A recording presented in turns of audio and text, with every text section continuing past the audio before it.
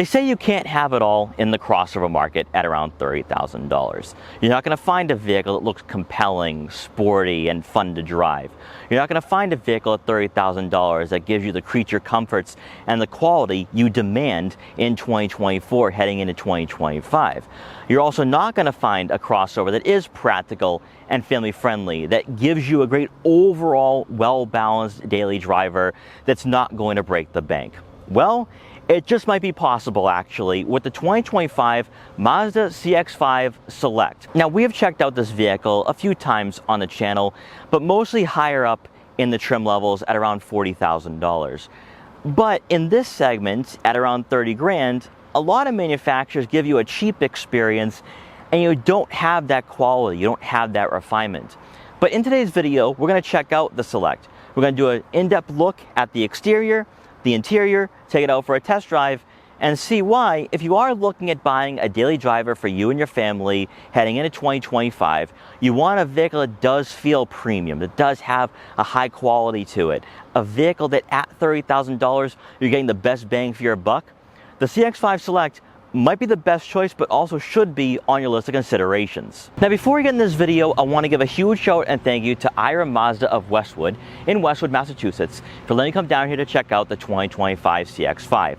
The link will be in the description below, so you can check out their extensive Mazda inventory. So as always, let's begin with pricing. The model we have today is the Select, coming in at just under $30,000 to start, placing it between the base S and the preferred trims in the lineup. Now, the preferred trim might actually be the preferred choice if you are looking at buying a CX-5, because you are going to get some creature comforts and some qualities that you're not going to find in the Select. However, if you are on a stricter budget at around 30 grand, the Select is going to be a very respectable choice and is a respectable crossover in its segment.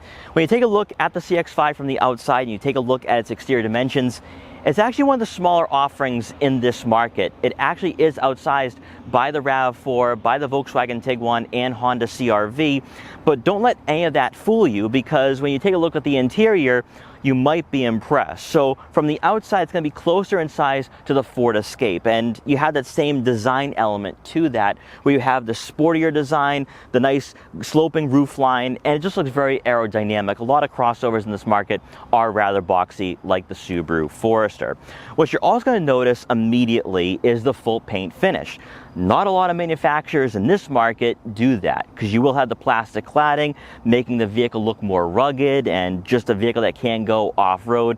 Whereas Mazda has really embraced the full paint finish for a lot of their crossovers, and that is a luxurious element that we don't typically find in this price point.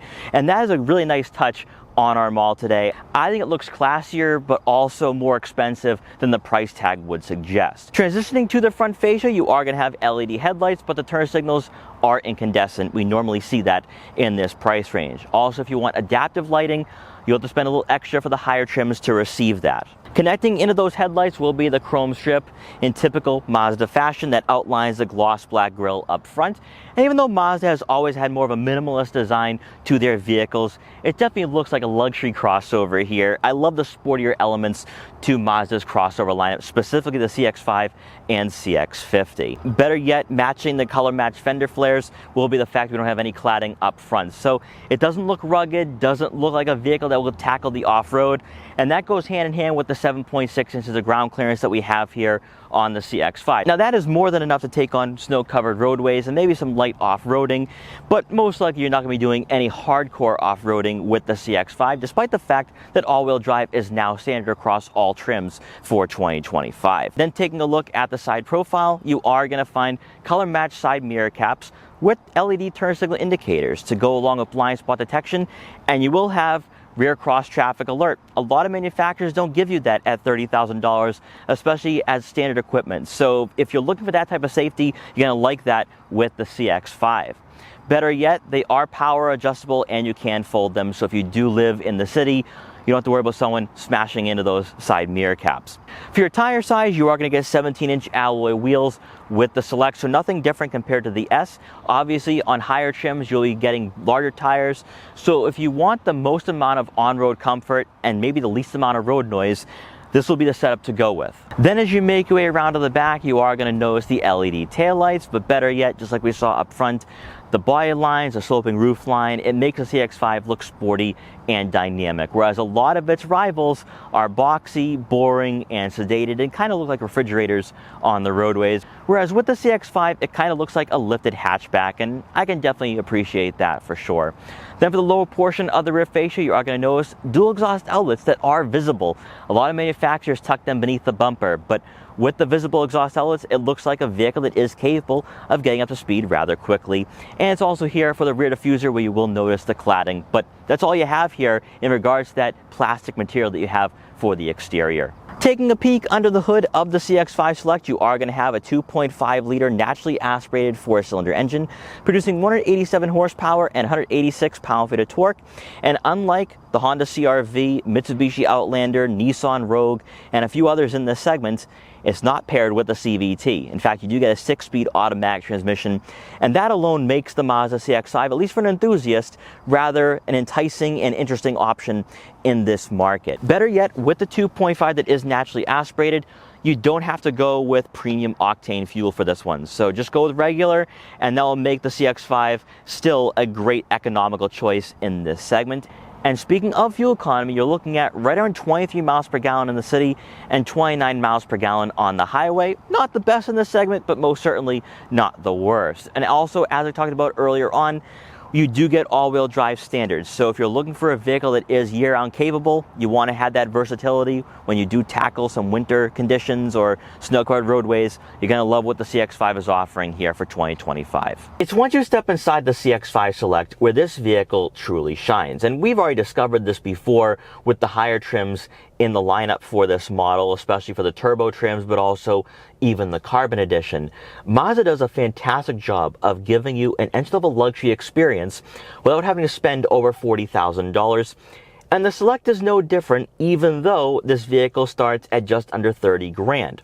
Now we can talk about the interior space, the practicality, and then of course the driving experience later on in this video, and that could be a make or break deal. But up front, when you hop inside behind the wheel for the first time, this vehicle makes a lot of great first impressions, and there's a few things that stand out to me that you're not going to find in a Subaru Forester, Toyota RAV4, or even a Ford Escape at this price point. And it all starts with the seats.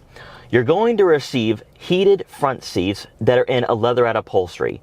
Now at $30,000, you're only going to find cloth upholstery in this market. There's not many manufacturers giving you synthetic leather for their seats. You will have to go with extra packages, such as with the Nissan Rogue.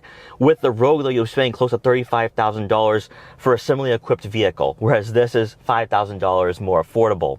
Now, the driver's side is power adjustable, whereas the passenger will have to manually find the ideal seating position, and that is not too much of a surprise at all because you're going to find that in a lot of rivals at this price point. However, it's the upholstery that I come back to because these seats are very comfortable and they kind of feel like real leather, and that does go a long way at around $30,000.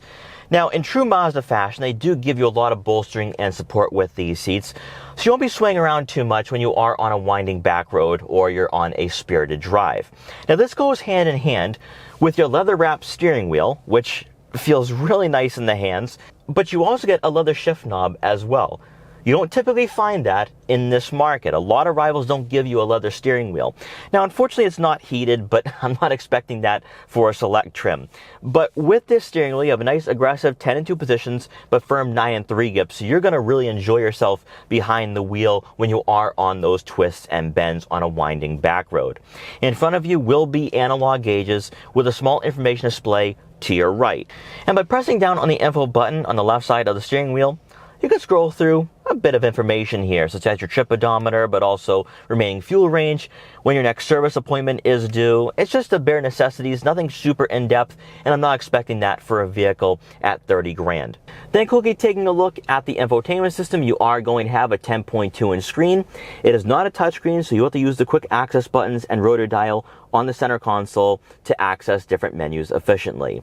Of course, you will have Apple CarPlay and Android Auto compatibility and a 6-speaker audio system. Unfortunately, with the Select, you do not get wireless Apple CarPlay or Android Auto, so you will have to bring your USB-C cable to connect your smartphone to this user interface. Unfortunately, I didn't do that today, so we will not be checking out the touchscreen functionality with the CX-5 for this review, but we've done that numerous times throughout this year, such as with the Mazda Miata and also the Mazda CX-70. One thing I do like about this user interface, though, is that it's very simple, but more importantly, the resolution and quality is top-notch, and better yet, everything is cleanly laid out. So even though you will have to use this rotary dial and quick access buttons, it's not going to be too much of a learning curve. If you're somebody who doesn't like a lot of technology, you might actually like this setup more than what you're going to find in some rivals these days. Now with the Select, you are going to have a rear backup camera, and actually you're not going to have trajectory. There will be the lines there to make sure that you're not too close to the vehicle behind you if you are parking on a city street. I'm a bit surprised by that, even for the Select trim. Continuing on, beneath the head unit, you are going to find your push button start. Some manufacturers don't give you that at this price point, or it will be an option, but that is standard for the Select. You're also going to find physical buttons and dials for your dual zone climate control. That is right, dual zone in the Select. And also your 3-level heated seats, front and rear defrosters, and then of course your fan speed, fan direction, and AC. A lot of manufacturers are moving away from physical buttons, so it's great to see that Mazda is sticking to a traditional layout here.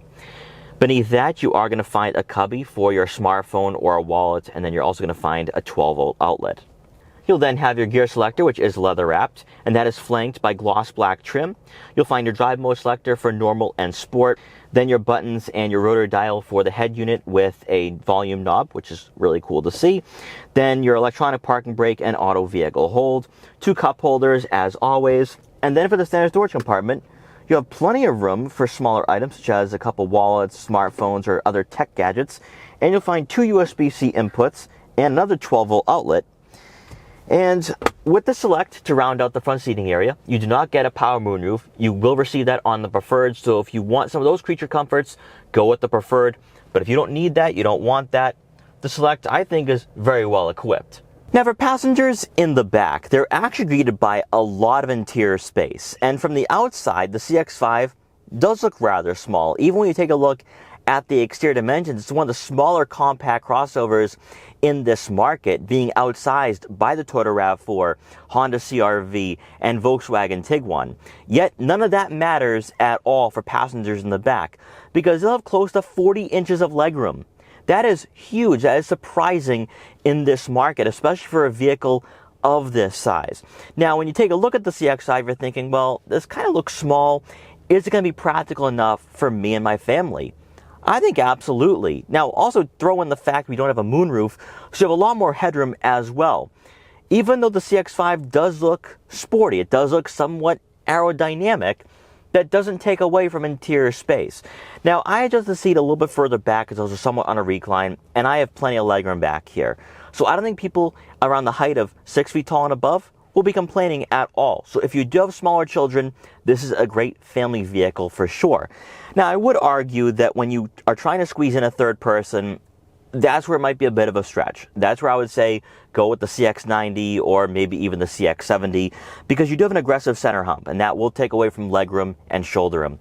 But if this is just going to be a 4-passenger vehicle for you, you don't need to squeeze in that third person in the center, this is actually going to be a very spacious crossover in this market and price range. Then not too much of a surprise here, you're not going to have a USB-C or USB outlet for the second row or 12-volt outlet.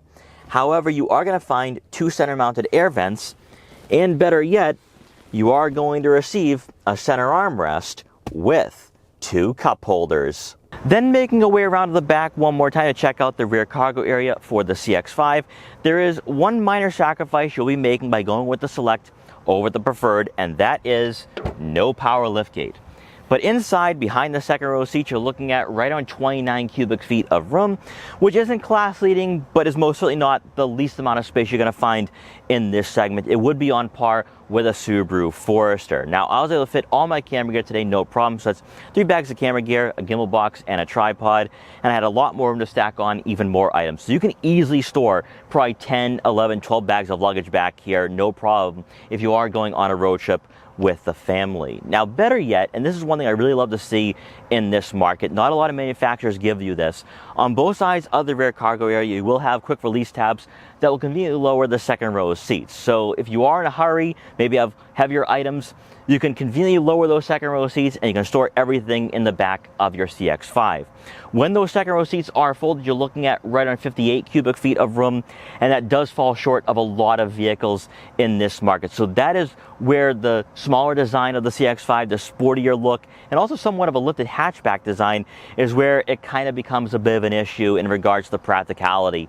But if you don't care about that and those second row seats are always going to be up, then this is going to be a great choice for you and your family. Then beneath the floor mat, you are going to find a spare tire. So if you encounter a flat on your road trips or travels, you can fix that and be back on the road. And finally, before we continue on with this video, on both sides of the rear cargo area, you will have some cubbies for some smaller items such as a couple water bottles, car detailing equipment, or maybe even a first aid kit.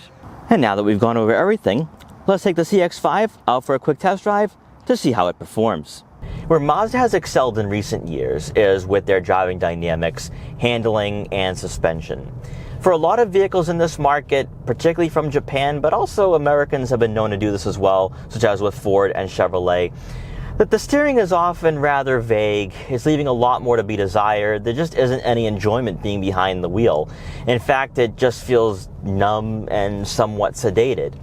Mazda gives you, even without putting their vehicles in sport mode, a nice weighted steering that gives you some feedback in the corners, but also truly makes you feel as though you're driving an entry-level luxury crossover. That goes hand in hand with the soft touch points that we've already talked about throughout this entire video, but also it goes one step further with the suspension and just the ride quality. I mean, even though we have the 17s, it's not the largest tires that Mazda offers, interior insulation is very top notch. In fact, you don't hear a lot of the outside world, and for a vehicle at around $30,000, that's really impressive. Better yet, the suspension is very comfortable. You go over the bumps and imperfections quite well in this vehicle, so I don't think you'll be getting thrown around when you are on some horribly paved road surfaces, such as up here in Massachusetts. But as a daily driver, as a commuter vehicle or family hauler, is most certainly going to be a comfortable one at that. In regard to the overall vision being behind the wheel of the CX-5, this is where I think the CX-5 is one of the best in its segment, because you have very thin A-pillars and a nice panoramic view, so you're going to have a lot of vision up front. Also, the way the hood is shaped, you can see what's directly in front of you. Then taking a look at your side mirrors, they are decently sized, not the largest in this segment, but I can see what's in my blind spots and what would be in the lane next to me. And then looking out back with the shape of the CX-5, I can see what's directly behind me. So a lot of vision here, and that goes hand in hand with the seat positioning as well. For a vehicle with only 7.6 inches of ground clearance, you do sit pretty high up in the CX-5, giving you a nice commanding feel and presence over the roadways. So let's enter the highway here. I'm going to place it in sport mode, and let's see how the CX-5 does merging onto I-95 here. Now, I will say that I prefer the turbo. I think the turbo pairs up better with the 6-speed automatic, but also you're going to notice that when you do accelerate in this car, that it has a decent amount of mid-range torque, but off the line, it's a bit sluggish and a bit lethargic. Now, when you're comparing this to other crossovers in this segment with a CVT, it will feel a bit more spry and athletic. That's where going with the CX-5 would be the better choice. Actually, I just think that with a traditional automatic, this would be the way to go regardless. At highway speeds at around 60 miles an hour, road noise really isn't too bad at all. It's what you would expect for a crossover in this market. Better yet, with this 4-cylinder, it doesn't make a lot of noise, so it's not very audible at all. So you can really enjoy yourself on a longer drive here. Also, of course, with these seats, they do provide a lot of support and a decent amount of bolstering for a crossover in this market. So when you are commuting, when you're going to work, when you're driving at highway speeds, you're going to be pretty comfortable. Now, I know a lot of you are going to be questioning its power when passing slower drivers. It can do that easily with the 2.5 naturally aspirated 4-cylinder. I think I might be a bit biased, though, being an enthusiast, wanting the 2.5 turbo. But to me, the turbo just makes everything better. However, because you have the traditional 6-speed auto, that kind of remedies any issues you're going to have with the naturally aspirated powertrain. Because in some cases it can feel a bit lethargic and slow, but when you're just cruising along on a highway or on some winding back roads, it's going to feel a bit more dynamic than other naturally aspirated four cylinders in this segment. More specifically when you're comparing it to a Honda CR-V or Subaru Forester. Now on these back roads here, the steering is very firm in sport mode, provides a lot of confidence. Now because you do not have a sports tuned suspension, there will be some body roll, so keep that in mind. However, it's handling the corners exceptionally well.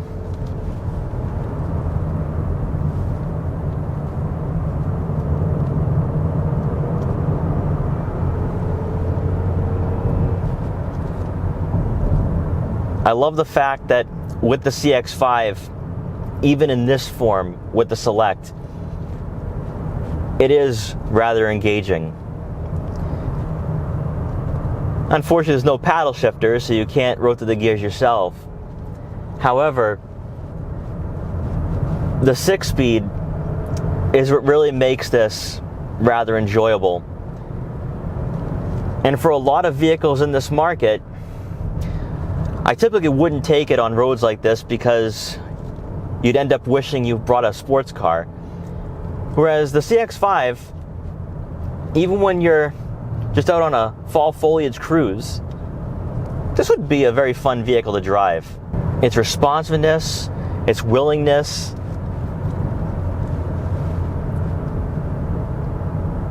and somewhat connected feel of the road is leaving a lasting impression on me here.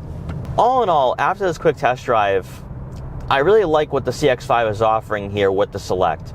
Typically for crossovers at around $30,000, they leave a lot more to be desired. Whereas with the Select, you do have a good amount of features here to work with. I mean, just from a comfort standpoint, with a leatherette seating upholstery, you don't find that in many vehicles in this market. While there is synthetic leather that's offered from Nissan, Toyota, Honda, you'll be spending over $35,000 to receive that. And while you are missing out on a moonroof and a power liftgate, there's just one minor sacrifice here by getting a vehicle that does feel rather upscale and somewhat luxurious at a base cost of just under $30,000. And it's because of that, I think the CX-5 is a great choice in this market. And at the risk of sounding biased, the fact you don't get the CVT, that alone has me coming back for more with this vehicle. So guys, I hope you enjoyed this review of the Mazda CX-5 Select. If you did, please like, comment, share, and subscribe for more, and I will see you guys next time.